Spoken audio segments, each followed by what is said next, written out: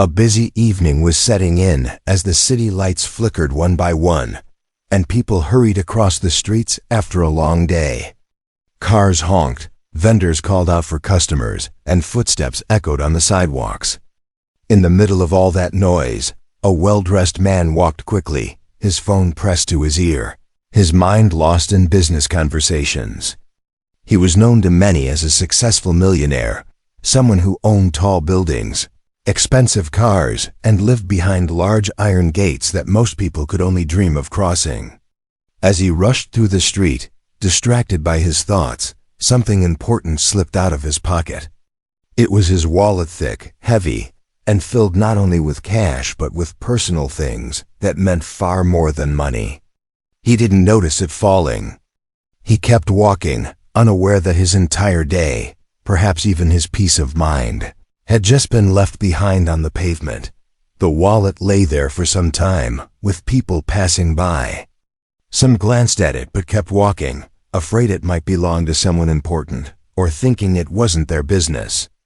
Others didn't notice it at all, too busy with their own troubles.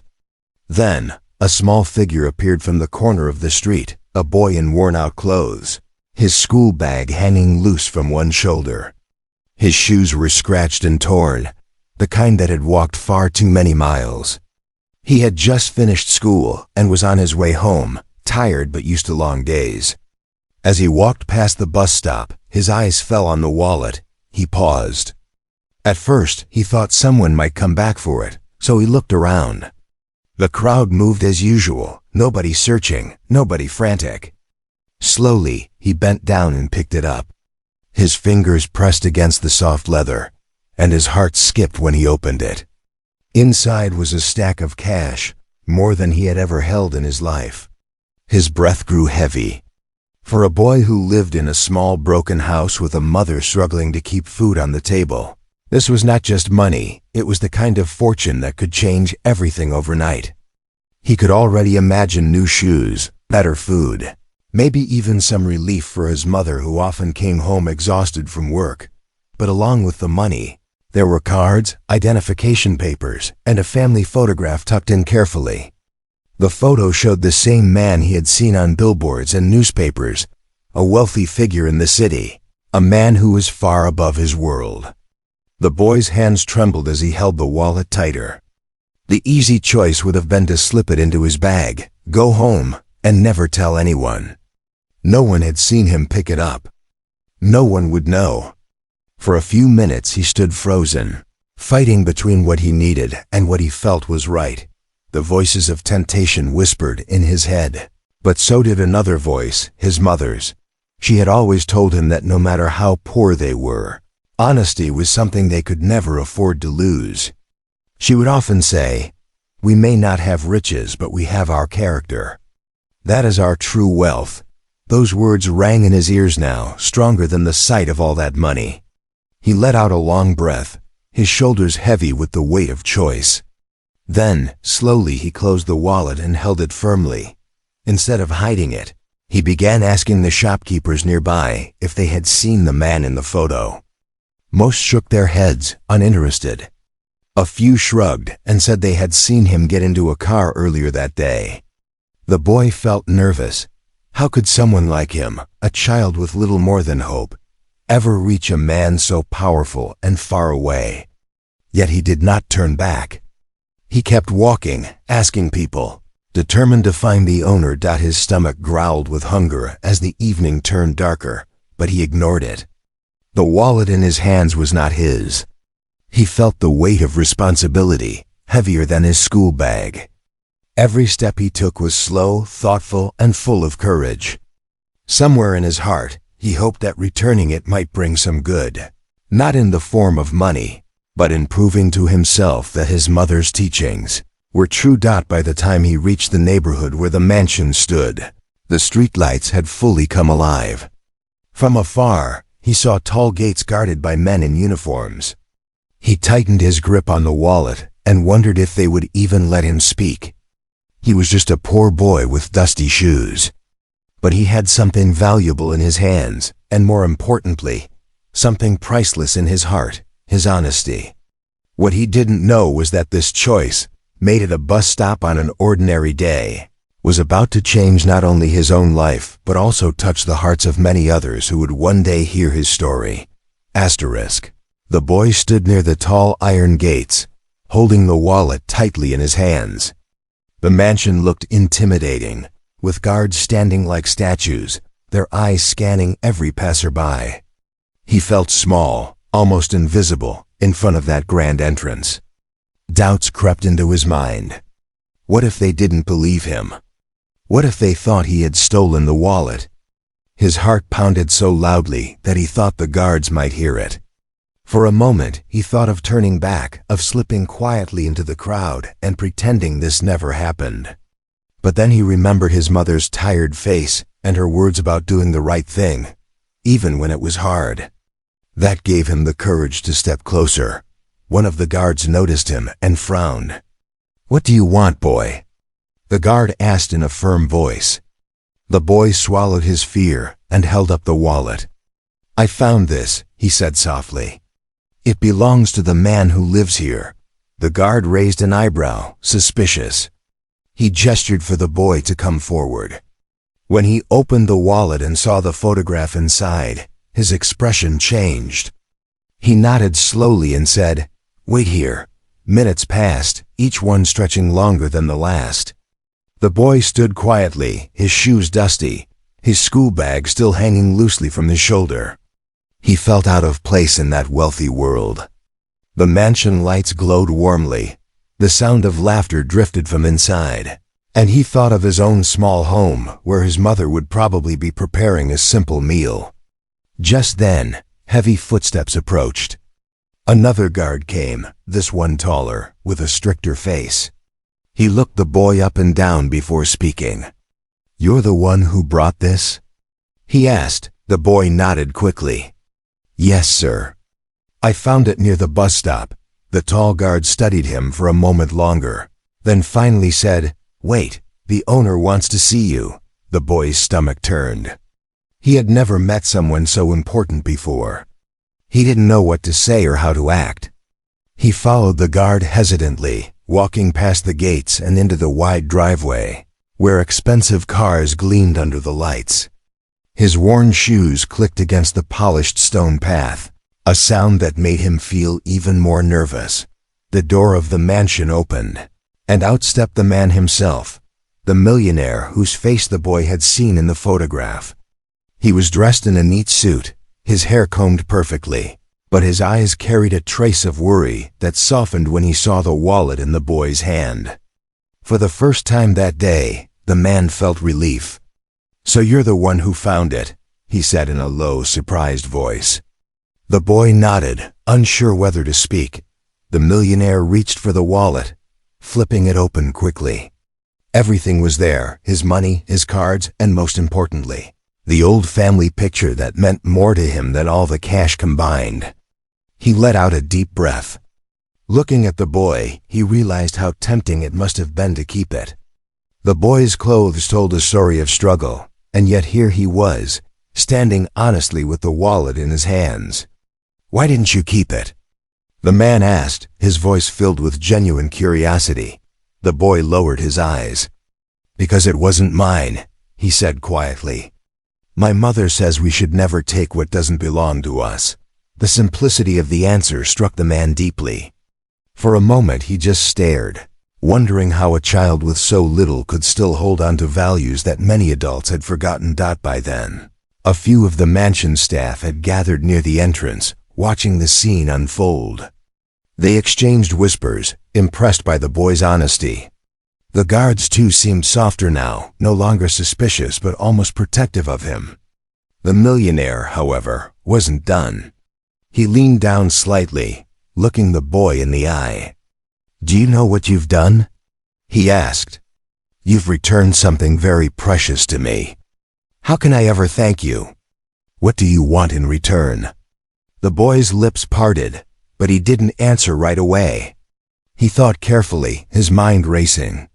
Everyone around seemed to expect him to ask for money, maybe clothes or food. They waited, curious about what a poor boy would demand from a man of great wealth. The silence hung heavy in the air, making the moment even more intense. Finally, the boy spoke, his voice steady but gentle. "I don't want money," he said, "but I do need help." The staff leaned forward slightly, waiting for him to finish. The millionaire's eyes narrowed in interest. "Help with what?" he asked, his voice calm but filled with anticipation. The boy clutched his school bag strap, thinking about the long nights he had spent studying under a weak light bulb, about the days when he couldn't afford books and had to borrow old ones with missing pages. With courage slowly building inside him, he was about to reveal what his heart truly longed for, something far more meaningful than cash, something that would surprise everyone listening. The boy stood silently, clutching the strap of his school bag as the millionaire waited for his answer. The guards, the staff, and even a few curious neighbors who had stopped near the gates watched closely. Everyone expected him to say something about money, maybe food, maybe clothes. But the boy, with his dusty shoes and tired eyes, finally gathered the courage to speak.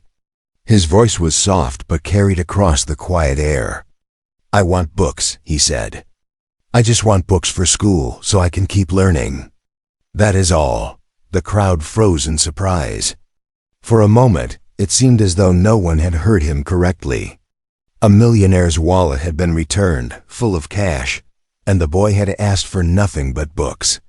Even the guards, men who had seen all kinds of people trying to trick or beg for favors, were moved. The staff exchanged glances, some of them blinking back emotion. The millionaire, however, just stared at the boy, searching his face to see if he was serious. "You don't want money?" the man asked finally, almost in disbelief. The boy shook his head firmly. "No, sir. My mother works very hard. I don't want her to worry anymore. If I study, maybe one day I can help her instead of watching her suffer. That's all I wish for." The honesty and innocence of those words pierced through the millionaire's heart. He looked down at the wallet in his hand, heavy with bills that could have changed this boy's life instantly. But instead, the boy had chosen something far greater, a chance to learn, a chance to build his own future. For the first time in a long while, the man felt a lump in his throat, a feeling he wasn't used to. Wealth had given him power and comfort, but it had never given him this kind of truth. By now, the people near the mansion gates had begun to whisper louder. Some pulled out their phones to record the moment, touched by what they were witnessing. A poor boy could have asked for anything from one of the richest men in the city, yet he asked only for education. Word of such honesty was bound to travel fast. The millionaire knelt down slightly, so he was closer to the boy's height. "Do you understand what you've done?" he asked again, his voice softer now. The boy nodded shyly, unsure what else to say. "You had the chance to take all of this," the man continued, tapping the wallet, "but you didn't. Instead, you asked for something no one can ever take away from you, knowledge." He paused, taking a deep breath. "You've taught me more in these few minutes than many adults have in years." One of the staff members wiped her eyes discreetly, moved by the scene. The guards, usually stern and cold, softened their stance, their arms no longer folded in suspicion but relaxed with respect. Even the neighbors who had gathered at the edges of the driveway stood quietly, touched by the boy's choice. It was as though time itself had slowed down, holding that moment in stillness so it could sink into everyone's hearts. The millionaire straightened up and gestured for the boy to follow him inside. The boy hesitated, glancing at the bright lights spilling from the mansion windows. He had never stepped into such a world before, and the idea of walking across that polished floor made him nervous. Still, he followed, holding his bag tightly as though it was a shield. Inside, the mansion was even more overwhelming. Crystal chandeliers hung from the ceiling.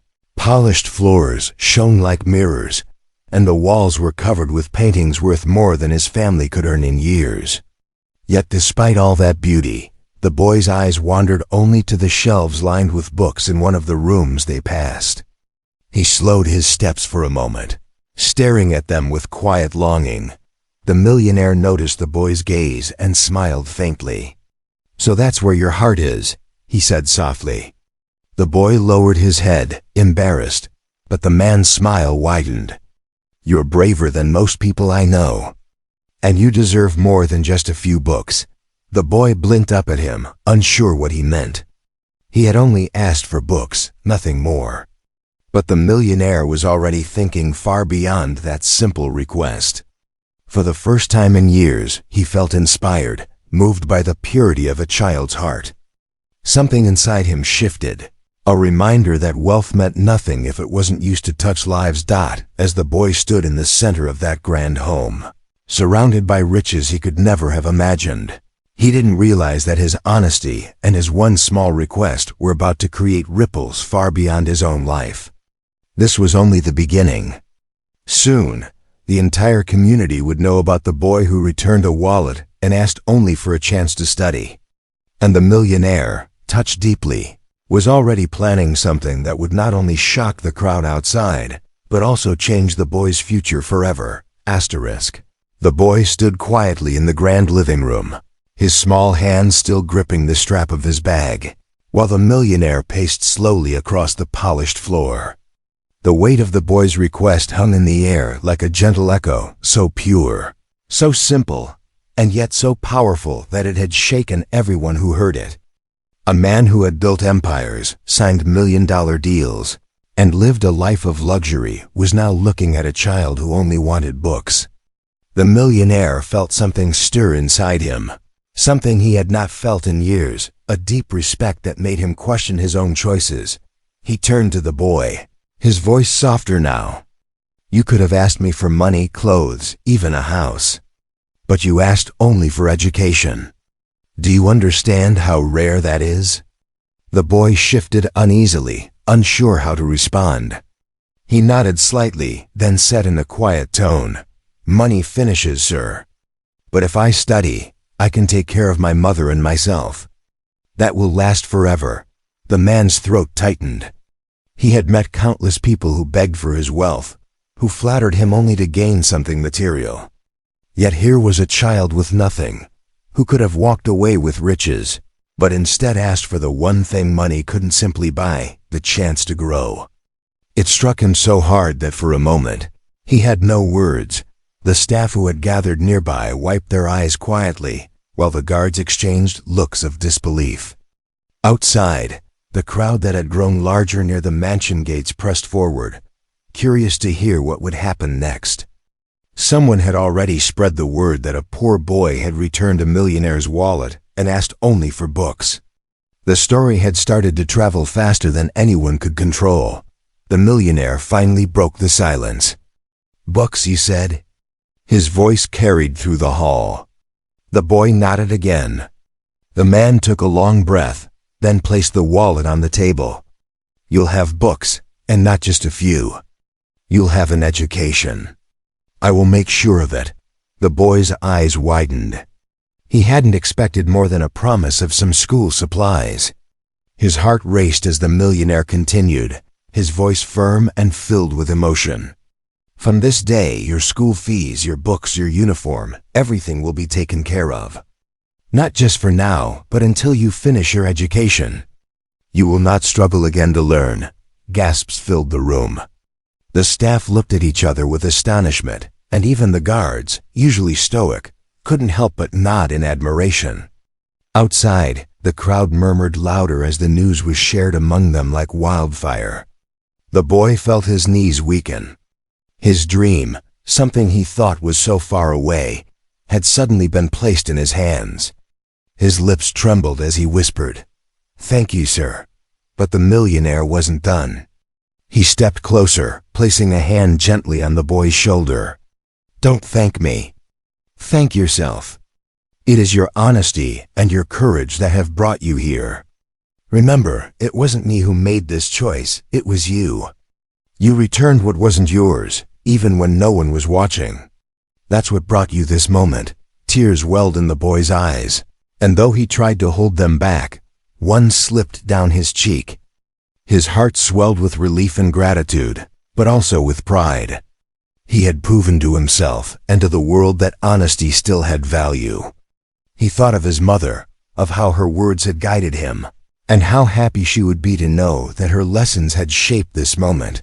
The millionaire turned to his staff. "Spread the word," he said firmly. "Let people know about this boy, about what he has done. He deserves to be known, not for returning my wallet, but for showing us what real honesty looks like." As the boy stood there, overwhelmed by all that had just happened, he didn't notice that outside the gates, more people were arriving: neighbors, shopkeepers, even strangers who had heard the story and wanted to see the boy who had touched so many hearts. The crowd grew larger, buzzing with curiosity and admiration. They wanted to see with their own eyes the child who had turned down wealth for something so simple, yet so powerful. Boy's world was changing in ways he couldn't yet understand. In his heart, he had only wanted to do the right thing. Yet in doing so, he had not only changed his own life but was beginning to inspire everyone around him. What he thought was a small act of honesty was quickly becoming a story that would be remembered far beyond that night. And the millionaire, standing tall beside him, knew that this was no ordinary encounter. It was a reminder that wealth, without humanity, meant nothing. For the first time in many years, he felt not like a man of riches, but like a man humbled by a child's wisdom. He looked at the boy and thought, "This one small request has touched me more deeply than all the riches I have ever known." The boy stepped out of the grand mansion with the millionaire by his side, and the crowd that had gathered outside grew completely silent. The night air was filled with whispers that quickly turned into a quiet hush of anticipation. People leaned closer, their eyes wide, eager to see this small boy who had captured so many hearts in such a short time. Some had heard bits of the story, how he had returned a wallet filled with cash, how he had asked for nothing but books, and they could hardly believe it was true. Now as he stood under the warm glow of the mansion lights, they saw him clearly, a child in worn-out clothes, dusty shoes, and a shy but steady gaze. The millionaire placed a hand on the boy's shoulder and raised his voice so everyone could hear. "This boy had the chance to keep my wallet, filled with more money than he has likely seen in his life. No one was watching him, no one would have known. But he chose honesty. And when I asked him what he wanted in return, he asked not for wealth, not for gifts, but for books so he could continue his education. Tell me, does this not deserve our respect?" A ripple of emotion moved through the crowd. Some nodded, others clapped, and a few even wiped tears from their eyes. The story struck something deep within them. They lived in a world where people often fought for money, where greed overshadowed kindness. Yet here was proof that purity still existed in the heart of a child. The millionaire continued, his voice carrying with pride. "From today, I will sponsor his education. He will not have to worry about books, school fees, or anything that stands in the way of his learning. But more than that, his story will remind us all of the value of honesty, the kind of value no money can ever buy." The crowd erupted into applause. It wasn't just clapping, it was a celebration, a release of emotion. Strangers looked at one another with teary eyes, united in the feeling that they had witnessed something rare. Some whispered prayers for the boy's future, while others promised themselves they would teach their own children to be more like him. For once, the wealthy and the poor stood together, touched by the same truth. The boy stood still, overwhelmed by the attention. He wasn't used to being the center of anything. At school, he was just another face in the classroom, sometimes unnoticed, sometimes pitied for his old uniform and patched shoes. But tonight, people were looking at him with admiration, their eyes shining with respect. He didn't know what to do with that feeling, so he simply bowed his head humbly, holding back the tears that threatened to spill. As the applause softened, the millionaire bent down and whispered so only the boy could hear, "You have given me something I cannot repay. You reminded me of what truly matters.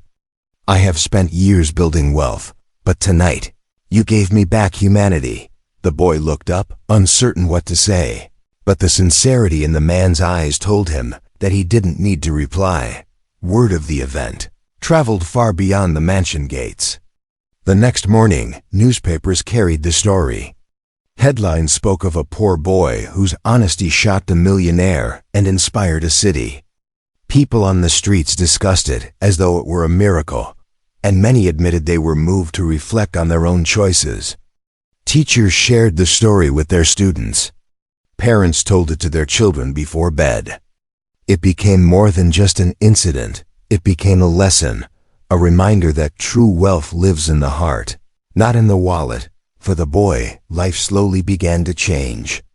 He received his first set of brand new books, the smell of fresh pages filling his tiny home.